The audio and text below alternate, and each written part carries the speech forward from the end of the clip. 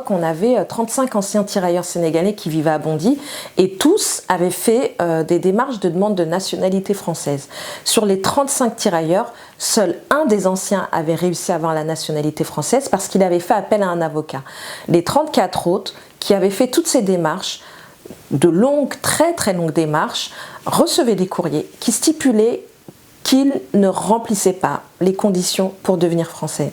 Et quand je lis cette phrase dans ce courrier, je trouve ça déjà inadmissible. Je me dis, mais comment on peut se permettre d'envoyer un courrier qui stipule que des hommes ont combattu aux côtés de la France, ont libéré la Provence, ont fait la première, seconde guerre mondiale, ont participé à la guerre d'Indochine, ont participé à la guerre d'Algérie. Certes, il y a eu les indépendances en 1960, mais ils ont versé leur sang pour la France et on dit qu'ils ne remplissent pas les conditions pour devenir français.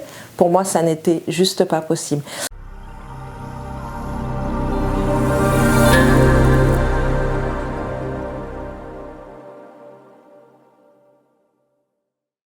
Bonjour, Aïssata Seck, directrice de la Fondation pour la mémoire de l'esclavage, présidente de l'Association pour la mémoire et l'histoire des tirailleurs sénégalais et conseillère régionale d'Île-de-France.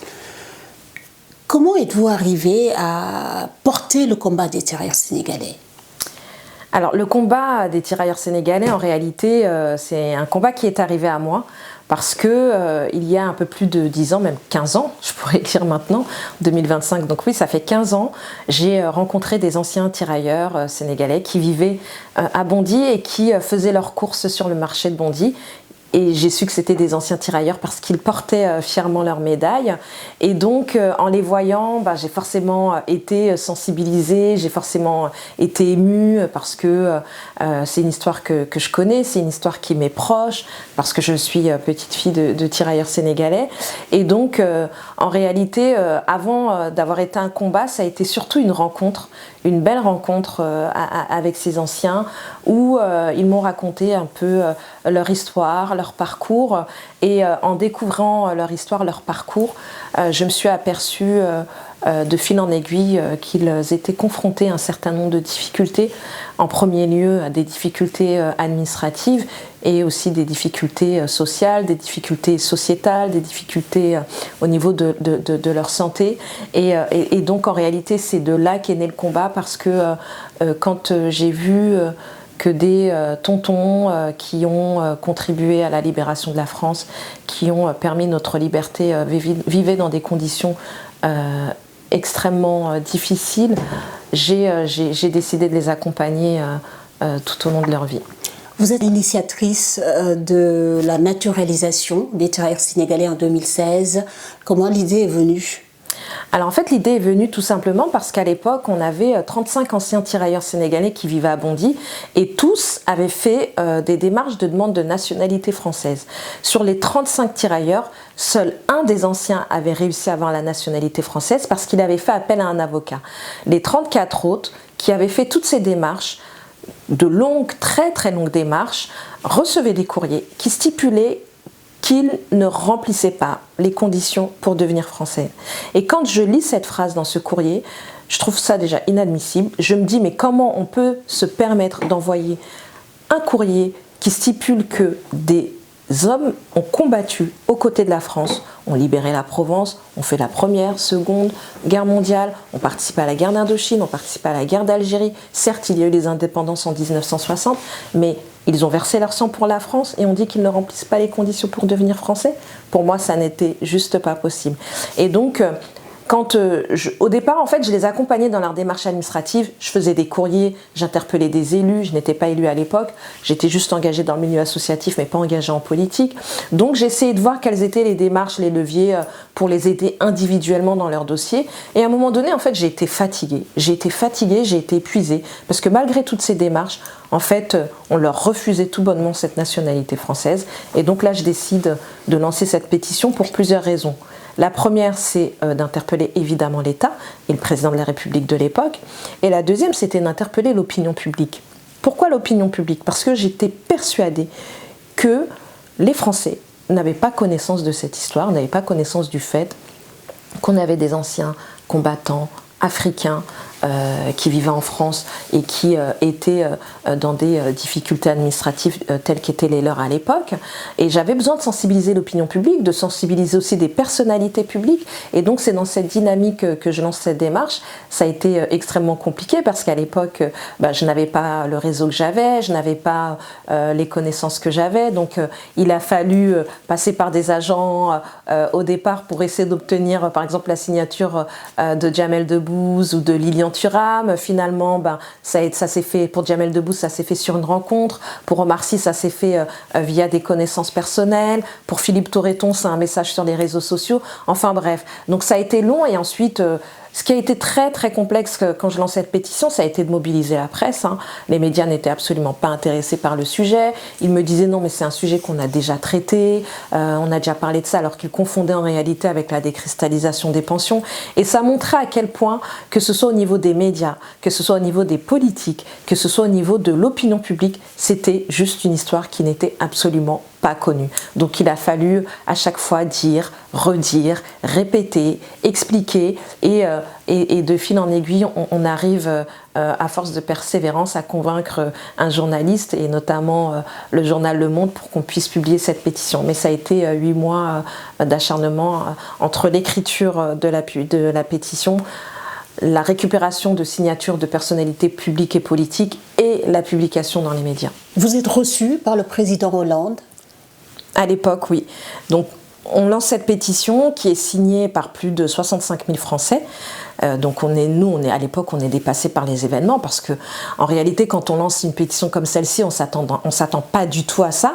Mais en réalité, c'est un sujet qui a fait consensus, aussi bien à gauche qu'à droite, voire même à l'extrême droite. J'ai été extrêmement surprise de voir le nombre de soutiens de personnes, toute diversité confondue, tout parti politique confondu, parce qu'en fait, quand les gens ont eu connaissance de cette histoire, ils se sont dit « mais attendez, on a des hommes qui ont combattu pour la France et qui ont permis notre libération, et en fait on leur dit qu'ils ne méritent pas d'être français ». Donc c'est vrai que c'est une pétition qui est devenue virale très vite. Moi je m'y attendais absolument pas du tout, et à l'époque où moi je n'arrive pas à avoir de médias, qu'aucun média n'a envie de parler de cette pétition, je me retrouve en réalité submergée de demandes d'interviews pour les tirailleurs et moi-même. Donc voilà, on a été submergés et très vite je suis contactée par les services du président de la République de l'époque, François Hollande, qui me stipule qu'ils ont entendu mon combat et celui des 65 000 Français qui ont signé la pétition et qu'ils veulent faciliter l'octroi à la naturalisation française aux tirailleurs sénégalais, mais qu'au-delà de ça, ils souhaitent le faire dans le cadre d'une cérémonie à l'Élysée. Et donc le 15 avril 2017, 28 tirailleurs africains, parce qu'on avait de toute façon, on avait de toute origine confondue, on avait un centrafricain, on avait un malien, un burkinabé, une majorité aussi de sénégalais. Donc 28 d'entre eux reçoivent leur décret de naturalisation des mains du président de la République, François Hollande. Et donc c'était une très belle cérémonie parce que c'est la première fois qu'un président de la République recevait à l'Élysée des anciens tirailleurs sénégalais, et juste les voir monter les marches de l'Élysée, c'était une très très belle image. Il y a eu ensuite la rue des tirailleurs sénégalais. Oui. 11 mars 2023, si mes souvenirs sont bons, on inaugure la place des tirailleurs sénégalais dans le 18e arrondissement. Donc une place qui a été inaugurée grâce à la force et à la persévérance d'élus de cet arrondissement, et notamment de Mams Yafa qui porte le projet en conseil municipal. Donc il fait une proposition de délibération, il propose à ses collègues que l'on puisse nommer la place qui est porte de Clignancourt, place des tirailleurs sénégalais, pour rendre hommage aux soldats venus d'Afrique. Et donc cette délibération est votée à l'unanimité, et le 11 mars 2023, on inaugure cette belle place, et on a donc 2 belles plaques à Paris qui rendent hommage à ces messieurs. Vous vous êtes aussi battu pour que les tirailleurs retrouvent leur pension, mais aussi aient la possibilité de retourner au pays quand ils le veulent, sans pour autant être rappelés à l'ordre.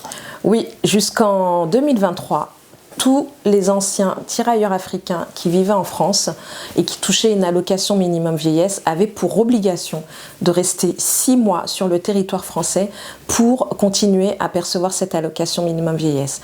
Donc ils étaient en réalité assignés à résidence française et s'ils avaient le malheur de dépasser ne serait-ce que d'un jour ces 6 mois de résidence dans leur pays d'origine, ils se voyaient d'une part coupés de cette allocation minimum vieillesse, mais pire encore, on leur demandait de rembourser l'année antérieure. On a des anciens tirailleurs qui ont eu, par exemple, qui ont été endettés à hauteur de 15 000 euros, de 17 000 euros, parce qu'ils ont fait 6 mois et 5 jours au Sénégal, ou 6 mois et 10 jours.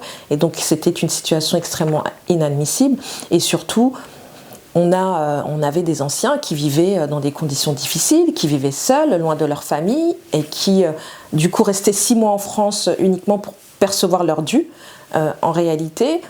Et donc après la naturalisation des tirailleurs sénégalais, le combat a continué parce qu'il fallait qu'on obtienne du président de la République ce droit au retour.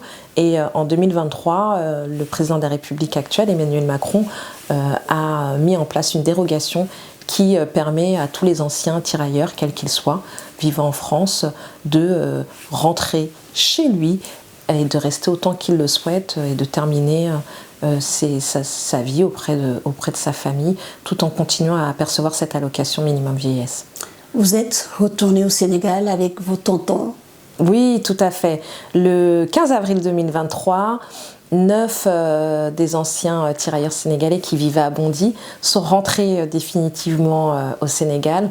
Donc ça a été un retour magnifique, un retour extrêmement émouvant. C'était émouvant de voir les familles qui les attendaient avec impatience à l'aéroport. Ça a été émouvant de voir ces anciens tirailleurs décorés dans l'Ordre national du Lion par le président de la République Macky Sall. Donc ça a été une cérémonie extrêmement magnifique que je garderai en mémoire toute ma vie parce que ça a été la fin d'un long processus, la fin d'un long combat. Ça a été l'aboutissement de mois et d'années de travail, de pleurs parfois, parce que ce sont des combats qui sont extrêmement compliqués à mener, mais sans aucun regret à voir tous ces sourires sur ces visages, les voir apaisés, les avoir accompagnés pour certains dans leur village. On a accompagné tonton Mor-Diop à Kaolack qui malheureusement est décédé récemment. Mais pour nous ça a été extrêmement important parce que c'était un retour qu'ils souhaitaient depuis des années. Et c'est vrai que les conditions dans lesquelles ils vivaient en France n'étaient plus possibles pour eux. On a des enfants et de petits-enfants de tirailleurs sénégalais qui nous disaient, nous en fait on veut plus que notre grand-père reste là-bas, il est seul, il faut qu'il rentre, l'allocation tant pis. Et en fait moi j'estimais qu'ils n'avaient pas à perdre ce droit tout simplement parce qu'ils avaient décidé de rentrer chez eux. Donc ça a été un retour émouvant et ce qui a été extrêmement émouvant c'est de les raccompagner chacun chez eux, dans leur village, à Dakar, à Kaolack, en Casamance. C'était magnifique, c'était magnifique.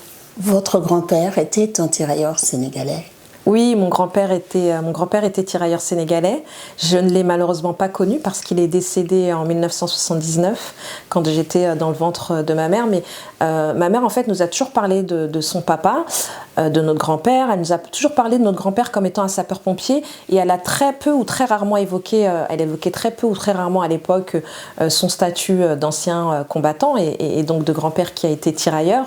Et c'est au fur et à mesure de mes recherches que j'ai su et compris que mon grand-père était tirailleur. Il a notamment combattu pendant la guerre d'Indochine. Et donc oui, forcément c'est une histoire qui me touche personnellement parce que même si je ne l'ai pas connu, c'est une histoire ancrée dans notre famille. On a des photos de lui avec ses tenues et je sais que c'était un autodidacte, un érudit. De ce que me racontait ma mère et mes tantes aussi m'ont raconté. Donc, fière de faire partie et d'être cette petite fille de Samba Yerandom. Un dernier message à lancer? Un dernier message à lancer, force, courage, persévérance. abnégation et surtout solidarité. Solidarité, solidarité, solidarité. On en a besoin et beaucoup plus aujourd'hui et encore plus aujourd'hui.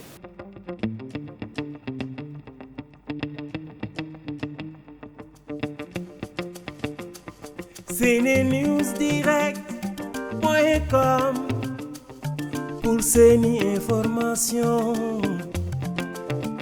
yu soxal askanu Sénégal ci politique ci culture bàyyiwul benn sport lépp loo leen bëgg a wax mu ngi fii ngir askan bi dina dalal ay homme de culture célébrité yenn xeeti personnalité yi leen yitteel moom dina leen baaxe lu aju ci ay série télévisée ak gastronomie ngir bégal leen moom ci YouTube moom ci Facebook moom ci TikTok abonné like partager SeneNews Direct TV SeneNews Direct pour vos informations politiques ci culture SeneNews Direct pour vos informations ci sport